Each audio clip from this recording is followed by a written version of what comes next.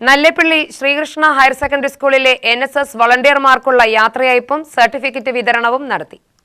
Audios 2026 എന്ന പേരിൽ +2 NSS വളണ്ടിയർമാർക്കായി നടത്തിയ പരിപാടി സ്കൂൾ മാനേജർ സക്കീർ ഹുസൈൻ ഉദ്ഘാടനം ചെയ്തു.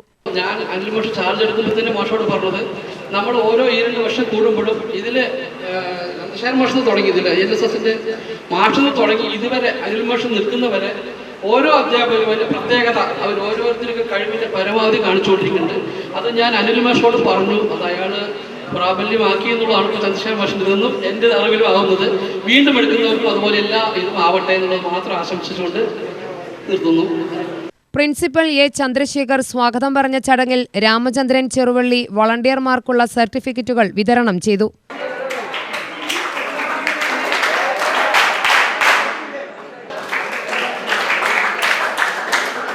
Program officer PK Anilkumar, AH Usman, volunteer leader Akshaya തുടങ്ങിയവർ പ്രസംഗിച്ചു.